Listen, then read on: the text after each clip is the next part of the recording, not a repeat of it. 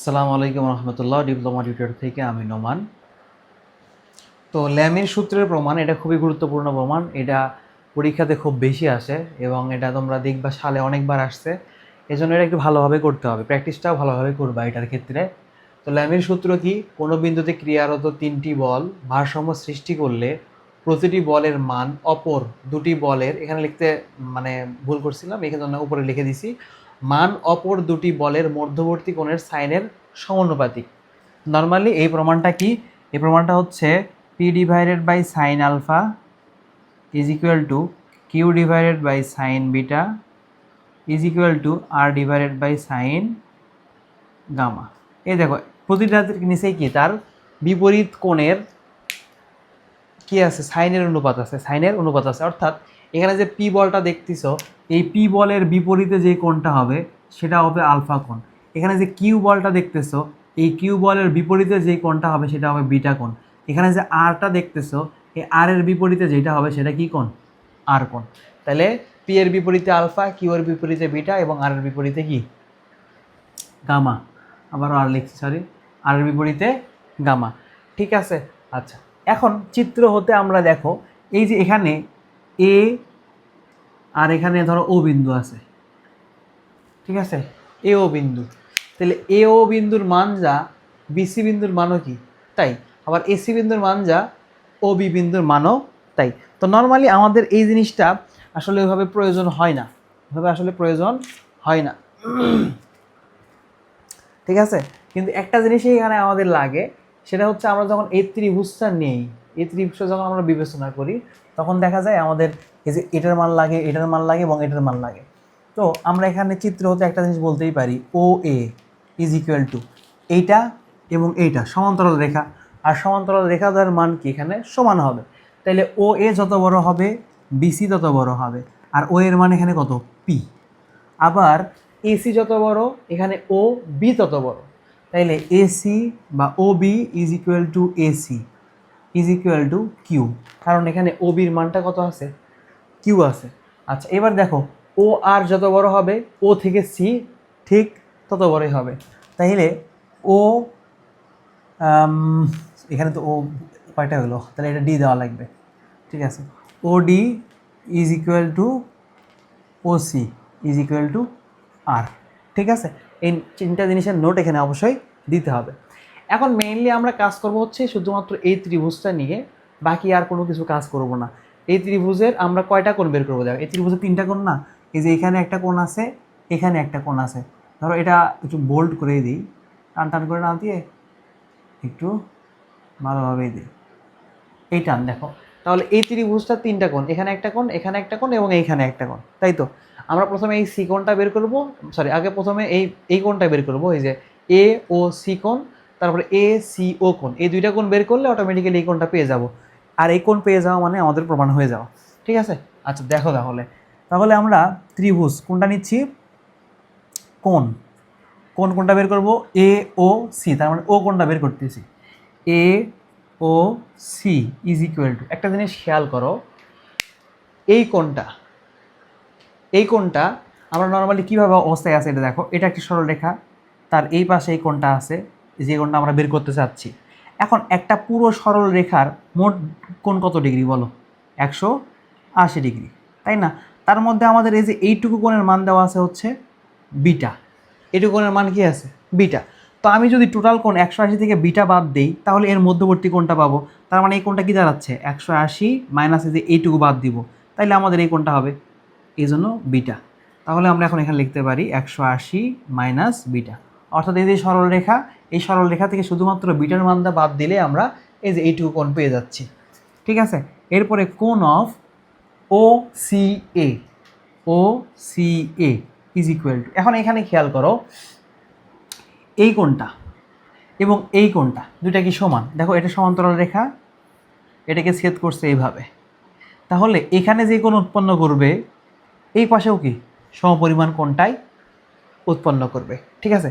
এই কোণের মান এবং এই কোণের মানটা কি হবে? সমান হবে। তাহলে আমি যদি এই কোণের হিসাব করি অটোমেটিক্যালি আমার কিন্তু এই কোণটাও হয়ে যাচ্ছে। তাহলে এই কোণটার চিন্তা করো, এটার ক্ষেত্রেও কিন্তু সেম অবস্থায় কাজ করতেছে। ধরো এই কোণটা এইদিকে আছে, আমার বের করতে হচ্ছে কোন কোণ? ধরো এই কোণটা। তাহলে এই পাশে আছে আমার কি আলফা। তো আমি যদি টোটাল 180 থেকে আলফাটা বাদ দিয়ে দিই তাহলে আমার এই কোণের মানটা চলে আসতেছে, তাই আসতেছে না? এসে আলফা বাদ দিব তাহলে আমি এইটুকু কোণ পাবো। এই কোণ মানে কি? এই কোণ পাওয়া। এই জন্য আমরা এখানে লিখতে পারি 180 মাইনাস আলফা, 180 মাইনাস আলফা। এখন তোমরা আমাকে বলো যে একটা ত্রিভুজের তিনটা কোণের সমষ্টি কত হয় বলো। একটা বেসিক প্রশ্ন, একটা ত্রিভুজের তিনটা কোণের সমষ্টি কত হয়? একটা ত্রিভুজ, সেটা যেই ত্রিভুজই হোক না কেন, মানে তুমি যেইভাবে আঁকাও না কেন, এই ত্রিভুজের তিনটা কোণের সমষ্টি অবশ্যই 180 ডিগ্রি হইতে হবে। কত ডিগ্রি হওয়া লাগবে? 180 ডিগ্রি। তাহলে এটাও তো একটা ত্রিভুজ, ও এ সিও একটা ত্রিভুজ। তাহলে এই ত্রিভুজের এই কোণ এবং এই কোণ, তিনটা কোণের সমষ্টি কত হওয়ার কথা বলো তো? 180 ডিগ্রি হওয়ার কথা। কিন্তু এখানে একটা কোণ মিসিং আছে, তাহলে এই কোণটা আমি কিভাবে বের করব? 180 থেকে যদি আমি এই কোণটা এবং এই কোণটা, এই দুইটা কোণটা বাদ দিই, তাহলে কিন্তু অটোমেটিক্যালি আমার এই কোণটা চলে আসতেছে, তাই আসতেছে না? এখন আমরা সেই কাজটাই করব। দেখো, ত্রিভুজ কোণ O A C is equal to total কোণ কত? 180 ডিগ্রি। সেটা থেকে আমাদের বাদ দিতে হবে কোনটা? ত্রিভুজ এ ও সি প্লাস ত্রিভুজ ও সি এ। এই যে এই কোণটা বাদ দিলাম এবং এই কোণটা বাদ দিলাম, তাহলে এই কোণটা অটোমেটিক এখন পেয়ে যাবো আমরা। তাহলে এখন মান বসাও এখানে, 180 মাইনাস এ ও সির মান কত? 180 মাইনাস বিটা প্লাস এই ত্রিভুজ ও সি এর মান কত? 180 মাইনাস আলফা। তাইলে এখন দেখো, 180 এই মাইনাস দ্বারা সবগুলোকে গুণ হবে, মাইনাস 180 প্লাস বিটা মাইনাস 180 মাইনাসে প্লাস আলফা। ঠিক আছে? আমরা যখন ব্র্যাকেট উঠাই দিব তখন এই মাইনাস দ্বারা কিন্তু সবগুলোকে গুণ করে দিতে হবে। তাহলে দেখো, এটাও প্লাস, এটা কি মাইনাস। 180 প্লাস 180 মাইনাস 180 কেটে গেল। তাইলে এখন আলফা প্লাস বিটা মাইনাস 180 থাকলো, alpha plus beta minus 180 degree. এটা 1 নম্বর সমীকরণ দিয়ে দিলাম। 1 নম্বর সমীকরণ আমরা এখানে দিয়ে দিলাম। এখন দেখো, একটা বৃত্তের চার কোণের সমষ্টি কত? 360 ডিগ্রি। এই যে একটা বৃত্ত, এটা তিন পাশের কোণের সমষ্টি কত? 360 ডিগ্রি। তাইলে দেখো, এই তিন পাশে কিন্তু জুড়ে আছে আলফা বিটা গামা। এই যে চার পাশ সবগুলো পাশে দখল করে আছে না? এটা আলফা, এটা বিটা, এটা গামা আছে তো, তাই না? তাহলে আমরা এখানে লিখতে পারি চিত্র হতে alpha plus beta plus gamma is equal to কত? 360 ডিগ্রি। এখন দেখো, এই জায়গায় আমাদের আলফা প্লাস বিটা মাইনাস 180 আসছে। তো আমি এখন উভয় কী করব? এইটা মিলানোর জন্য উভয় পাশে 180 বিয়োগ করে দিব। তাহলে alpha plus beta minus 180 plus gamma is equal to 360 minus 180। কেন নিলাম? কারণ আমাদের এইটা মিলাইতে হবে। এটা কী করতে হবে? মিলাইতে হবে। তো আমরা যখন এটা মিলে ফেললাম তখন এটা আমাদের কী কোণ ছিল? কোণ ও এ সি ছিল, তাই না?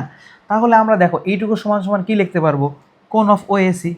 তাই লেখো, তাইলে কোণ অফ ও এ সি কতটুকুর মিলে? এই যে এতটুকুর মান, কিন্তু এই যে এতটুকুর মান আমরা কি লিখলাম? কোণ of O A C is equal to, তাহলে 360 থেকে 180 যদি বাদ দাও তাহলে থাকে কত? 180।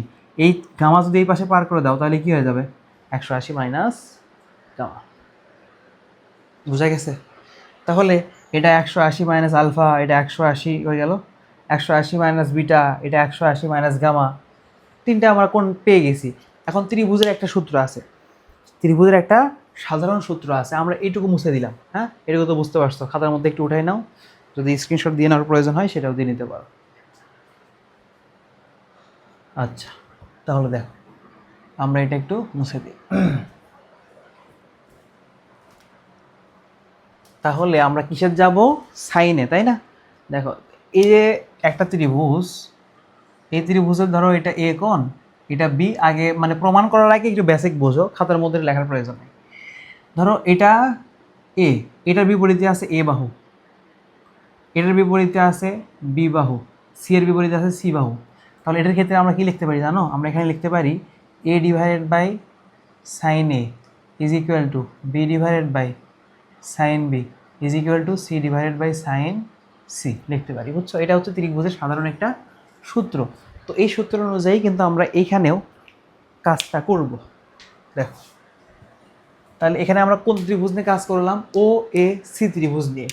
তাহলে ত্রিভুজ ও এ সি হতে, তাহলে এটা পি কোনটা? এটা না?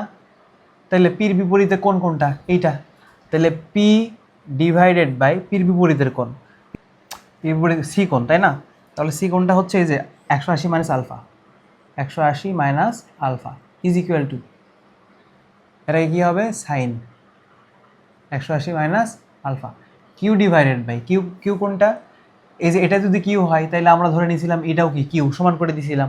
তাহলে কিউ এর বিপরীতে কী কোণ আছে? ও কোণ আছে। আর ও কোণের মান কত? 180 মাইনাস বিটা। তাহলে sine 180 minus beta is equal to R divided by sine 180 minus gamma. কীভাবে দেখো, এই যে এটা আর, আর এর বিপরীতে এ কোণ, আর এ কোণের মান কত? 180 মাইনাস গামা। ঠিক আছে?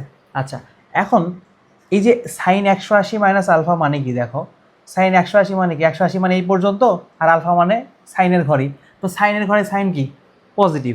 তোমরা যদি ত্রিকোণমিতিকের নিয়ম মনে রাখো, মনে থাকে তোমাদের, তাহলে কিন্তু ব্যাপারটা বুঝতে পারবা। টোটাল কোণ কত? 180, আর 180 মাইনাস কত? সাইনের ঘরে চলে আসছে, আর সাইনের ঘরে সাইন তো অবশ্যই কি? পজিটিভ। ঠিক আছে? এই জন্য এখানে কোনো চেঞ্জেস আসবে না, শুধুমাত্র 180 এখান থেকে উঠে যাবে। তাহলে পি ডিভাইডেড বাই, তোমরা যদি এটা লজিক মনেও নাও থাকে ম্যাথের জন্য, তাহলে মনে রাখবা যে এখানে 180 থাকবে না, এখান থেকে উঠে যাবে। আর যারা এগুলো পারো তাদের জন্য তো সহজই আছে, এই যে জিনিসটা বোঝো তোমরা। আচ্ছা, is equal to R divided by sine gamma, proved. এইটাই তোমাদের প্রমাণ, শেষ। বুঝছো?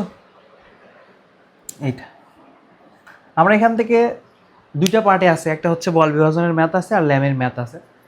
তো টোটাল যদি আমরা 4টা থেকে 5টা ম্যাথ করি তাহলে এই অধ্যায়ের ম্যাথ শেষ হয়ে যাবে। তো আমরা এই অধ্যায়ের ম্যাথটাকে দুইটা পার্টে আলাদা আলাদা ভাগ করতে পারি। ধরো ফার্স্ট পার্টে আমরা বল বিভাজনের ম্যাথ করলাম, সেকেন্ড পার্টে আমরা ল্যামের যে ম্যাথগুলো আছে সেগুলো করলাম। তাহলে খুব ইজিলি অধ্যায়টা শেষ হয়ে যাবে। তোমাদের মেইনলি এই অধ্যায় থেকে একটা প্রশ্ন থাকেই, মানে রচনামূলকে কোনো মিস নাই, তুমি এখানে একটা থেকে একটা প্রশ্ন পাবাই। আর ভাগ্য ভালো হলে দুইটা পাইতে পারো, একটা অধ্যায় থেকে দুইটা প্রশ্ন পাওয়া মানে বুঝছো তুমি, একটা প্রমাণ পাইতে পারো, আর একটা হচ্ছে যে বল বিভাজনের ম্যাথ পাইতে পারো বা ল্যামের ম্যাথ পাইতে পারো। ঠিক আছে? এই জন্য খুব গুরুত্ব সহকারে মেকানিক্সের ইম্পর্টেন্ট যে অধ্যায়গুলো আছে তার মধ্যে এটা একটা মোস্ট ইম্পর্টেন্ট অধ্যায়, যে অধ্যায় থেকে জবে প্রশ্ন আসে, যে অধ্যায় থেকে অ্যাডমিশনের প্রশ্ন আসে, আর একাডেমিক লাইফে তো আছেই পড়াশোনা। ঠিক আছে? এই জন্য অন্তত এই অধ্যায়টা খুব সুন্দরভাবে পড়াশোনার চেষ্টা করবো, বেসিক সহকারে। ঠিক আছে? আমি আমার দিক থেকে যতদূর সম্ভব আমি তোমাদেরকে বেসিক সহ পড়ানোর চেষ্টা করব। ম্যাথগুলো যখন করাবো তখন তোমরা খুব মনোযোগ দিয়ে ম্যাথগুলো করবা।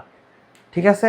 আচ্ছা, আর যে কোনো প্রশ্ন যদি থাকে, যে কোনো জিজ্ঞাসা করার কিছু থাকে বা কোনো সমস্যা ফেস করো যদি, তাহলে অবশ্যই আমাদের টেলিগ্রাম চ্যানেল আছে, টেলিগ্রাম চ্যানেলে জয়েন হয়ে নিবা। ভিডিও ডিসক্রিপশনে টেলিগ্রাম চ্যানেলের লিঙ্কটা দেওয়া আছে। ঠিক আছে?